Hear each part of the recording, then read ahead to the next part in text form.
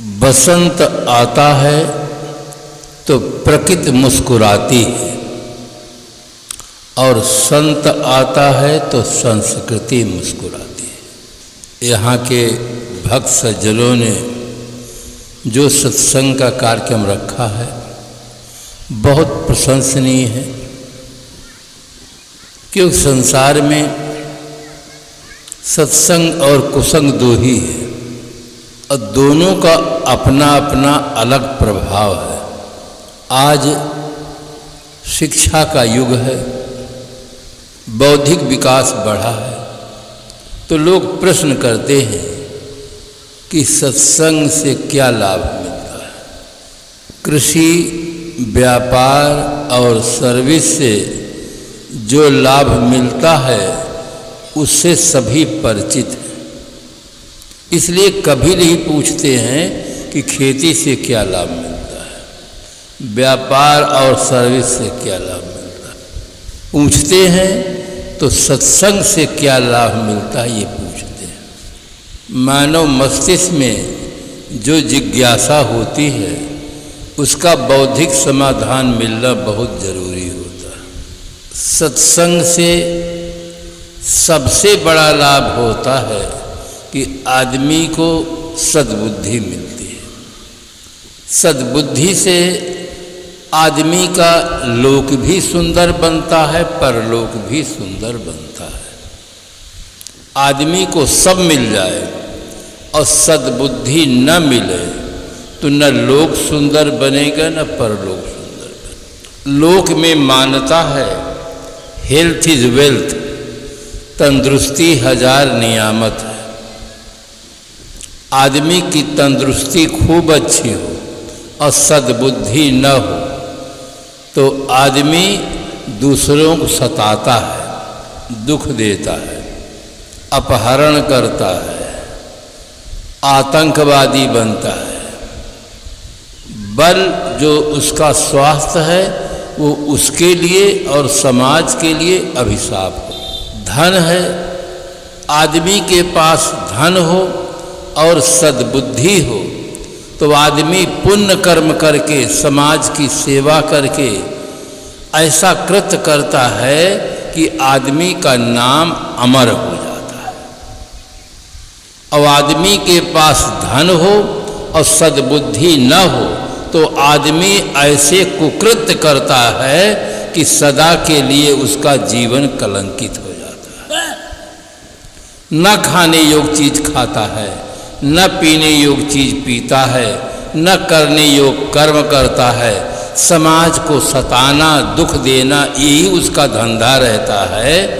ऐसे आदमी के लिए आदमी सोचता है कि इसको भगवान ऊपर ले जाता तो अच्छा रहता, ये धरती में रहने लायक नहीं। धन है उसके पास में किंतु सद्बुद्धि नहीं है।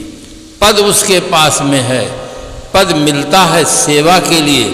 अगर व्यक्ति सेवा करता है तो समाज उसका गुणगान गाता है, और पद पाकर दूसरों को सताता है, दुख देता है तो लोग सोचते हैं इनका यहाँ से ट्रांसफ़र हो जाता तो अच्छा रहे। कितने लोग पद का दुरुपयोग करते हैं, फिर पकड़े जाते हैं, सेंटर जेल में जाते हैं, पद भी छूट जाता है।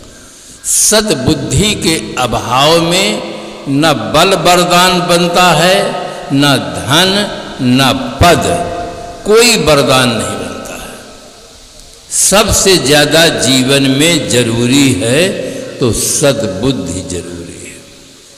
सद्बुद्धि रहती है तो पति पत्नी में प्रेम, पिता पुत्र में प्रेम, भाई भाई में प्रेम, सास बहू में प्रेम, प्रेम होता है।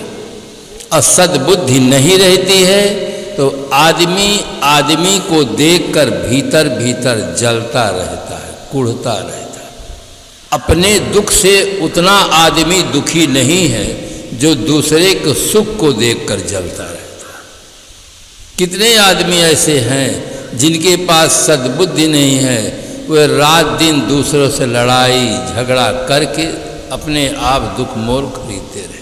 सद्बुद्धि मिले तो जीवन में सुख शांति मिले, और दुर्बुद्धि मिले तो दुख और अशांति मिले।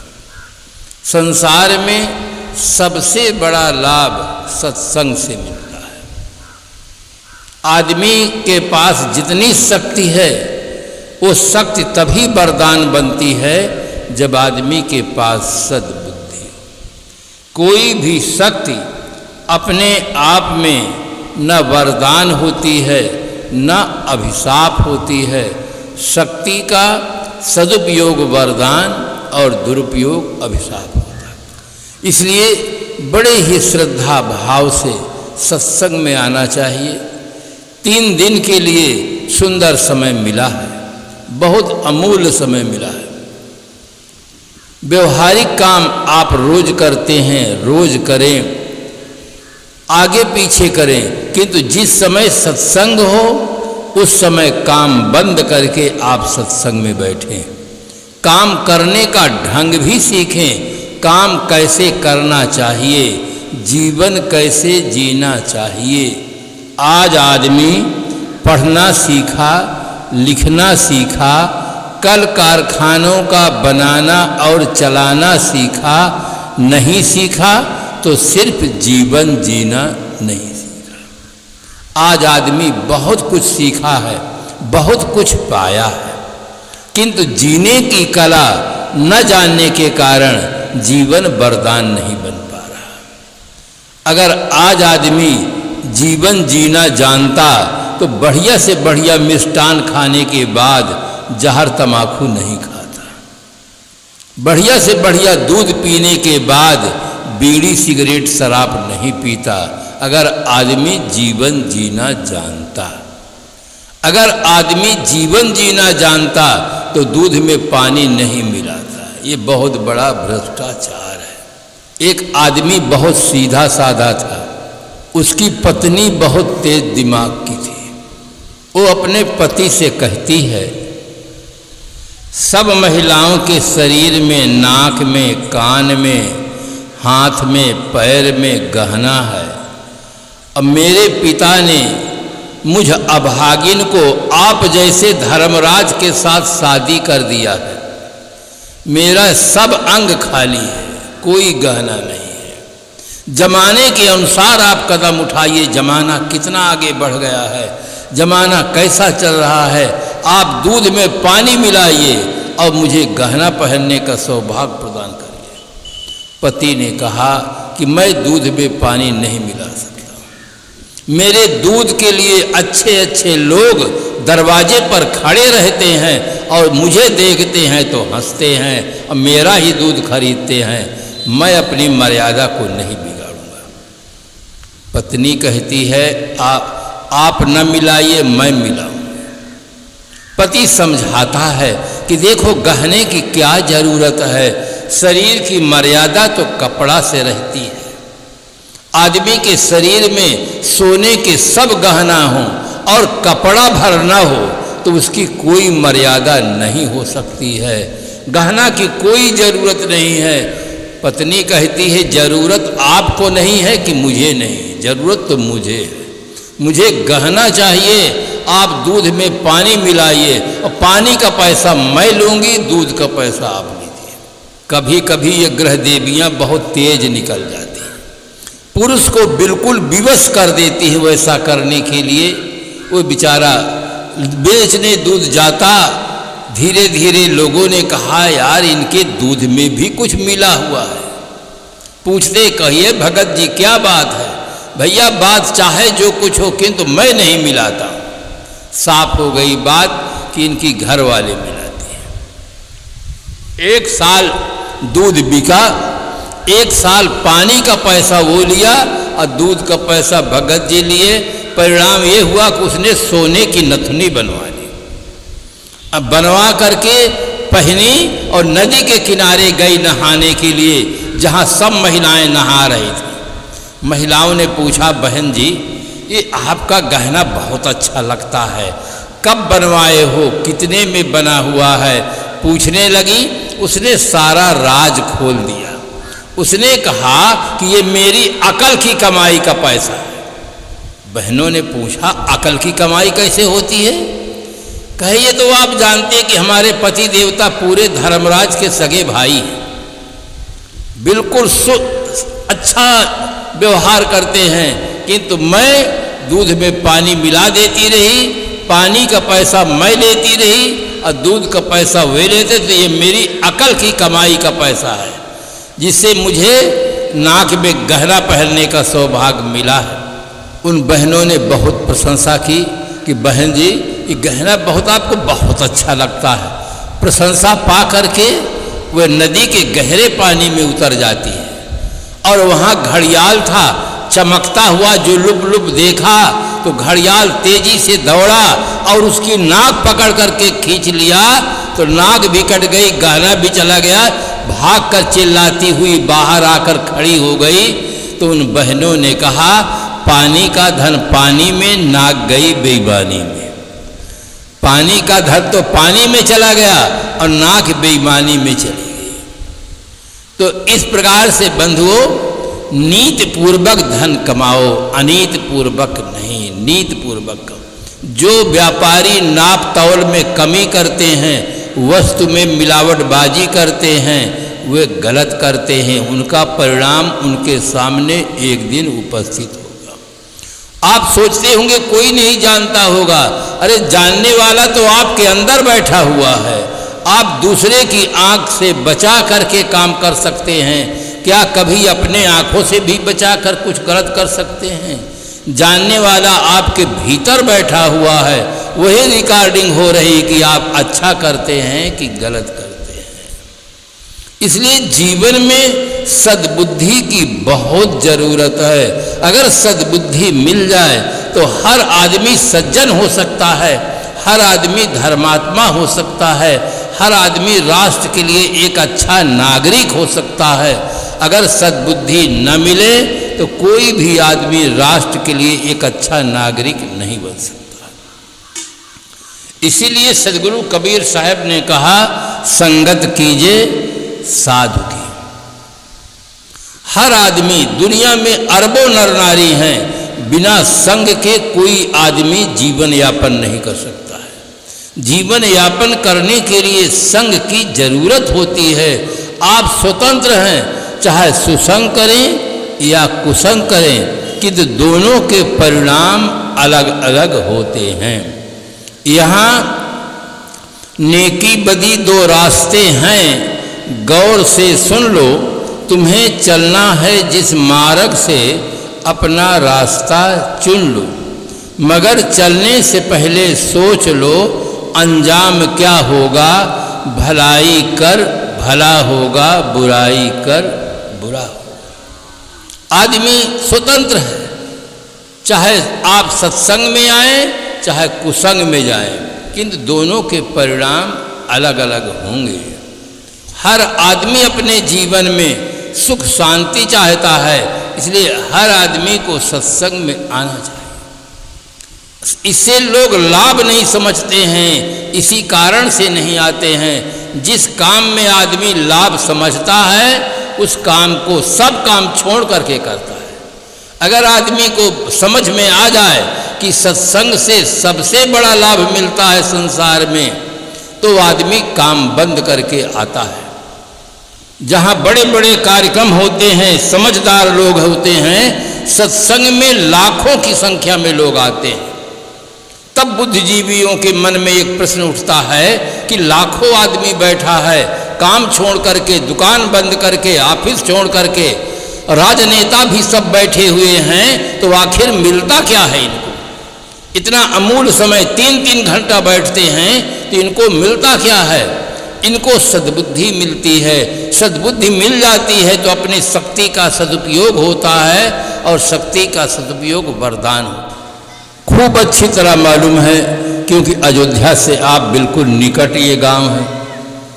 महारानी कैकेयी भगवान राम को बहुत प्यार करती थी, बहुत प्रशंसा करती थी, किंतु मंथरा के संग से महारानी कैकेयी के मन में इतना बड़ा परिवर्तन हो गया कि महाराज दशरथ के ये कहने पर कि मैं भरत को युवराज बनाने के लिए तैयार हूँ, राम वन गमन की अपेक्षा तुम दूसरा वरदान मांगो, राम के बिना मेरे प्राण नहीं रहेंगे।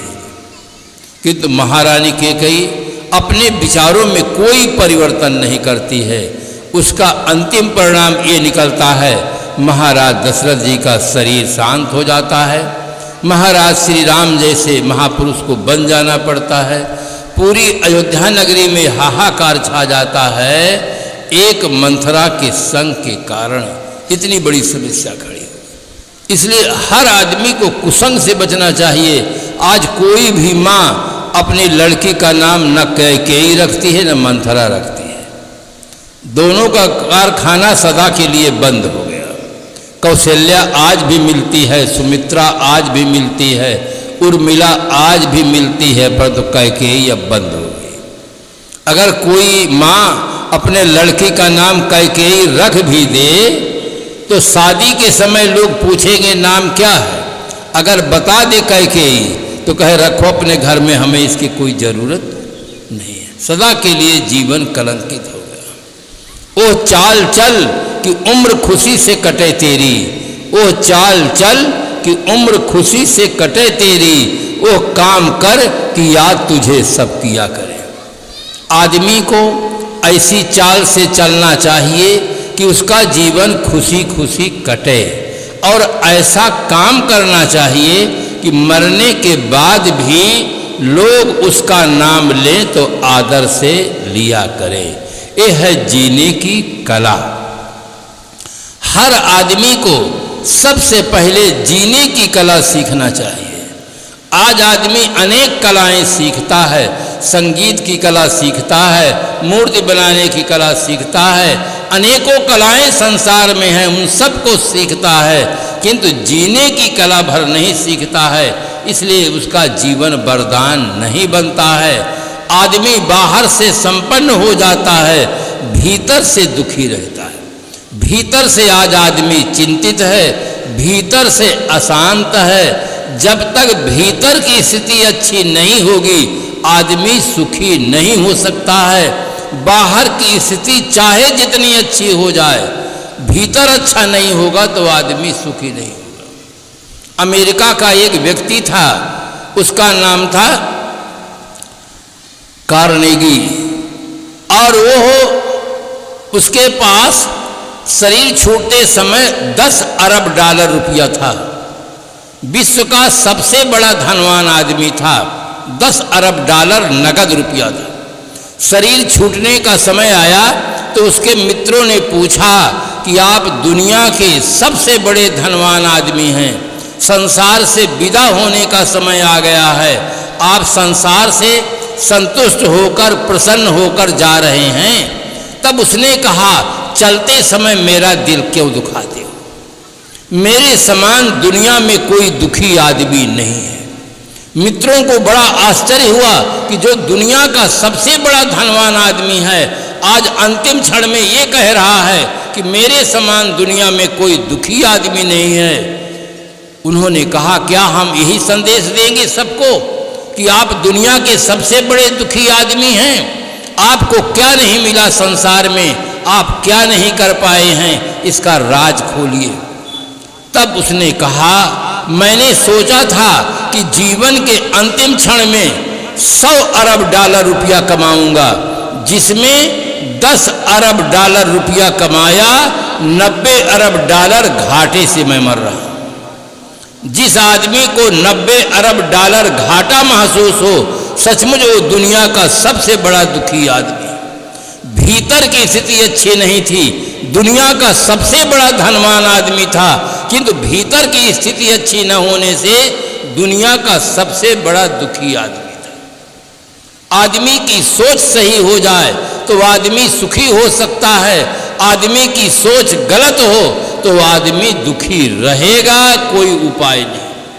आज आदमी की बाहर की स्थिति बहुत अच्छी हुई है, उसके पास मकान है, सब साधन है उसके पास में, किंतु भीतर की स्थिति बिगड़ गई है, इसलिए आज आदमी दुखी है। एक आदमी है, उसके पास 2 मंजिल का मकान है, बहुत सुखी जीवन जी रहा, परिवार के सब लोग अच्छी तरह से रह रहे हैं, सुखमय जीवन जीता है, किंतु पड़ोस में एक आदमी आया, 4 मंजिल का मकान बना दिया, अब 2 मंजिल वाले की नींद उड़ गई।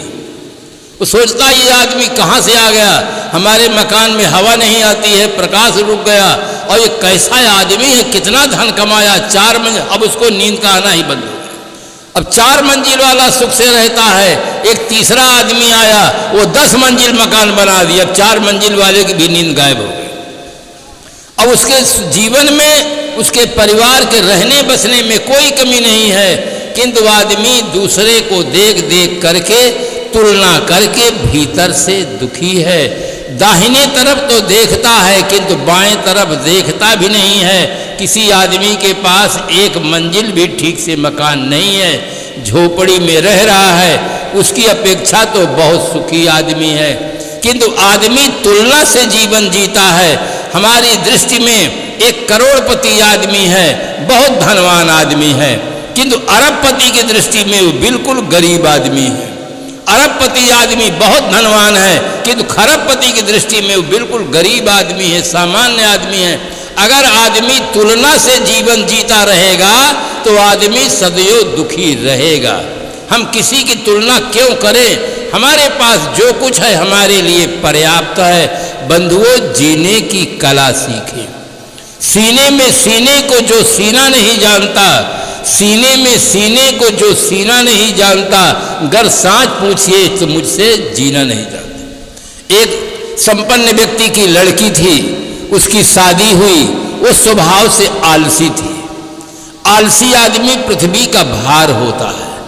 जब उसकी शादी हो जाती है, ससुराल में जाती है, बहुत बड़े परिवार को देखती है। परिवार को देख करके उसने सोचा कि इतने बड़े परिवार के लिए मैं भोजन कैसे बनाऊंगी।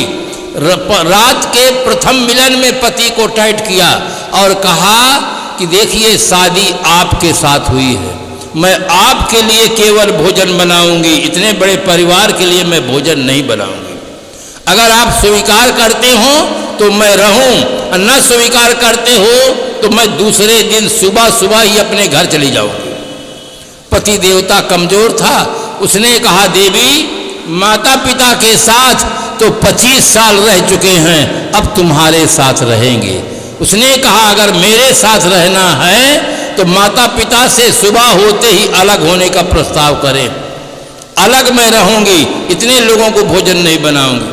सुबह होते ही उसने माँ पिता के सामने प्रस्ताव रखा कि मुझे अलग कर दो। माता पिता ने कहा, बेटा, हमसे क्या भूल हो गई है? हमने तुम्हारी शादी कितने खुशी के साथ की, कितना धन खर्च किया, और क्या हो गया रात भर में तुम्हारे मन में इतना बड़ा परिवर्तन? क्यों अलग हो रहे हो? उसने कहा, मैं कुछ सुनना नहीं चाहता। पिताश्री ने गांव के अच्छे अच्छे लोगों को बुलाया कि हमारे बेटे को समझाओ, इसे कुछ हो गया है, किंतु उसने किसी का कहना नहीं माना और अलग अलग हो। अब अलग अलग रहने लगे। 2 आदमी का भोजन बनाते खाती। थोड़े दिनों के बाद दोपहर के समय उसका भाई आया, नमस्कार किए, पानी दिए। पति ने कहा, आज तो 3 व्यक्ति के लिए भोजन बनाना पड़ेगा, तुम्हारा भाई आया है, भाई के लिए भी भोजन बनाओ। उसने कहा, भाई हो चाहे कोई हो, 2 छोड़कर मैं तीसरे को भोजन नहीं बनाऊं। पति ने कहा, तुम बड़ी विचित्र हो, अपने भाई के लिए भी भोजन बनाने से इनकार करती हो, क्या उपाय करोगे? भाई तो आया है, दोपहर का समय है, भोजन चाहिए। उसने आंख से इशारा किया कि आप अंदर चलें। अंदर जाता है पति देवता, उसको हाथ में डंडा देती है, इस डंडा को लो और यहाँ पीटो, मैं दूसरे कमरे में जाकर रोती हूँ, मैं दूसरे कमरे में जाकर रोती हूँ। भाई समझ जाएगा कि अभी ये माता पिता से अलग हो गए हैं, इन दोनों में भी तालमेल नहीं है, इसलिए भाई अपने घर चला जाएगा। पति डंडा मारने लगा, पत्नी जोरों से चिल्लाकर रोने लगी। भाई बाहर बैठा था दरवाजा के, उसके मन में गहरा दुख हुआ, मेरे रहते हुए मेरे बहन को पीटा जा रहा है, वो चिल्ला रही है, मैं बैठा हूँ, क्या हो गया? घर में जाने पर अभी तो ये दोनों हंस रहे थे, बात कर रहे थे। उसका भाई अंदर प्रवेश करता है और वहाँ की स्थिति को देखकर आश्चर्य में डूब जाता है। डंडे की मारने की आवाज कहीं से आ रही है, रोने की आवाज कहीं से आ रही है। उसने सोचा इसमें कोई राज है। एक पलंग बिछा हुआ था, उसमें गद्दा चद्दर बिछे हुए थे, वो पलंग के नीचे जाकर चुपचाप छिपकर बैठ गया। पत्नी थोड़ी देर खूब रोती रही, चिल्लाती रही। थोड़ी देर के बाद आकर पति को धीरे से कहती है कि जाकर आप दरवाजा के बाहर देखें भाई है कि चला गया। पति देवता बाहर जाता है, देखता है वहां कोई नहीं है। पति देवता प्रशंसा में कहते हैं देवी तुम्हारी अकल का चमत्कार हो गया, तुम्हारा भाई तो चला गया। पत्नी खिलखिला करके हंसती हुई कहती है कि अरे आपने मुझको फुरफुर मारा नहीं और मैं फुरफुर रोई भी नहीं। भाई आया और चला गया। भाई अंदर बैठा हुआ था, छिप करके बैठा हुआ था। भाई भी निकलकर सामने खड़ा हो गया और कहा तुमने फुरफुर मारा नहीं और ये फुरफुर रोई नहीं तो अभी फुरफुर में गया भी नहीं, मैं भी यहीं खड़ा। अंतिम में उसको भोजन बनाना पड़ा। फुरफुर मतलब सही सही, सही सही भक्ति करो, सही सही तो भक्ति करोगे तो ये दोष दुर्गुण छूटेंगे। अगर सही सही भक्ति नहीं करोगे तो ये तमाकू भी नहीं छूटेगी, बीड़ी भी नहीं छूटेगी। चाहे जिस मंत्र का जाप करो, चाहे जिसकी आराधना करो, चाहे तीर्थाटन रोज करो, रोज सरजू मैया में नहाने के लिए जाओ, ये तमाकू भी नहीं छूटेगी। जब तक सही सही जिंदा की भक्ति नहीं करोगे, सेवा नहीं करोगे संतों की, गुरुजनों की, तब तक ये विकार छूटने वाले नहीं हैं। केवल श्रद्धा से काम नहीं चलता है, श्रद्धा के साथ साथ बुद्धि की भी बहुत जरूरत है। आप श्रद्धा है आपके मन में, पैसा है आपके पास, आप सोने की गाय बनवा लें और श्रद्धा रखेंगे कि 5-5 किलो दूध सुबह शाम मिलेगा। श्रद्धा चाहे जितना रखो, जिंदगी में 1 तोला भी सोने की गाय से दूध मिलने वाला नहीं। खाली श्रद्धा से कुछ नहीं होता है, श्रद्धा के साथ साथ पदार्थ भी चाहिए। जीवन में श्रद्धा और बुद्धि दोनों का सुंदर समन्वय होना चाहिए। आज लोगों में श्रद्धा तो है किंतु बुद्धि नहीं है, इसलिए निर्जीव मूर्तियों के सामने बकरा काटे जाते हैं, मुर्गा काटे जाते हैं। मैं उड़ीसा प्रांत में था, ये नवरात्रि के दिन हजारों प्राणियों की हत्या होती है। नवमी के दिन में वो अगर प्राणी बोलते होते तो भगवान से प्रार्थना करते कि सब दिन आए, नवरात्रि भर न आए। उनका वंश खत्म होता जा रहा है। एक एक रात में न मालूम कितने प्राणियों की हत्या होती है और वो देवी देवताओं को कलंकित करते हैं, बदनाम करते हैं। ये पंडे और पुजारी, इनकी जिह्वाएं बिगड़ गई हैं। अपनी जिह्वा स्वाद के लिए देवी देवता को भी बदनाम करते हैं। अगर देवी देवता को बकरा मुर्गा चाहिए तो उनको छोड़ दीजिए, वो अपना स्वयं खा जाएं। हम क्यों उनको मारें, हम क्यों उनकी हत्या करें। ये आज आदमी घोर अंधविश्वास में पड़ा हुआ है। निर्जीव मूर्तियों के सामने विभिन्न प्रकार के 56 प्रकार का व्यंजन भोग लगाता है और उसके वृद्ध माता पिता हैं, उनको पानी भी नहीं देता है, उनके लिए सेवा नहीं कुछ करता है। इसलिए हर आदमी को चाहिए सही ढंग से चिंतन करें। आज हमारा जो पढ़े लिखे सज्जन लोग हैं, उनमें से कुछ ऐसे लोग निकल जाते हैं कि हम दो, हमारे दो, माता पिता को वृद्धाश्रम में दो। माता पिता को घर में देखना नहीं चाहते हैं, पैसा दे देते हैं, वृद्धाश्रम में भेज देते हैं। अब वृद्धाश्रम में जिन्होंने घर बनाया है, आपकी शादी की है, आपका पालन पोषण किया है, अब वृद्ध अवस्था में वो कहाँ जा रहे हैं? वृद्धाश्रम में जा रहे हैं। एक नवयुवक व्यक्ति बहुत प्रशंसा कर रहा था कि हम अपने माता पिता को वृद्धाश्रम में दिए हैं और ऐसी जगह दिए हैं जहां अनेक प्रकार के व्यंजन खाने को मिलते हैं, टीवी देखने को मिलती है, बहुत उनकी सेवा होती है। महात्मा जी चुपचाप सुनते रहे। जब वो बोलना बंद कर दिया तो महात्मा ने कहा आपके पिता ने एक बहुत बड़ी भूल की है। चौंका और कहा महाराज जी उन्होंने क्या भूल की? कहें जब तुम पैदा हुए थे तभी तुमको अनाथालय में भेज देते तो आज तुम्हारे माता पिता को अपना घर नहीं छोड़ना पड़ता, यही भूल की। माता पिता ने तुमको जन्म दिया, पाला पोसा, पढ़ाया लिखाया, योग बनाया और तुम उन्हीं माता पिता को वृद्धाश्रम में भेज दिए। आज तुम सोचते हो हम बड़ा काम किए हैं, कल तुम्हें भी तुम्हारे बच्चे वृद्धाश्रम में भेजेंगे, तब तुम्हें पता चलेगा कि हम क्या किए हैं। इसलिए बंधुओं, ठीक से जीवन जीने की कला सीखो और वो कला सत्संग से मिलती है। संगीत की कला संगीत के कलाकारों से सीखो, संगीत की कला संगीत के कलाकारों से सीखो, जीने की कला जीवन के कलाकार विवेकी संतों से सीखो। संत हमें जीवन जीने की कला सिखाते हैं। हाथ सबके पास में है, सज्जन आदमी के पास हाथ है, दुर्जन आदमी के पास हाथ है। सज्जन आदमी इन्हीं हाथों से माता पिता गुरुजनों की सेवा करते हैं, राष्ट्र निर्माण के लिए रात दिन श्रम करते हैं, और दुर्जन आदमी इन्हीं हाथों से चोरी बदमाशी करता है। हाथ में हथकड़ी पड़ जाती है, पैर में बेड़ी पड़ जाती है, जेल के अंदर बंद हो जाता है। हाथ तो दोनों आदमी के पास में है, एक के पास सद्बुद्धि है, हाथ का सही उपयोग करते हैं, एक के पास दुर्बुद्धि है, हाथ का गलत उपयोग करते हैं। बहुत बड़ा अंतर दिखाई देता है। जो बाहर क्रियाकलापों में अंतर दिखाई देता है उसका कारण बाहर नहीं है, उसका कारण भीतर है। एक आदमी दिन भर श्रम करता है, पसीना बहाकर पैसा प्राप्त करता है, सायंकाल शराब की दुकान में जाकर शराब लेकर पीता है, पत्नी को पीटता है, बच्चों को मारता है। और एक आदमी वो है जिसको फ्री में दे दो तो छूता ही नहीं, पीने की बात तो बहुत दूर की रही, वो कहता हटो हटो यहाँ से, हटाओ इसको।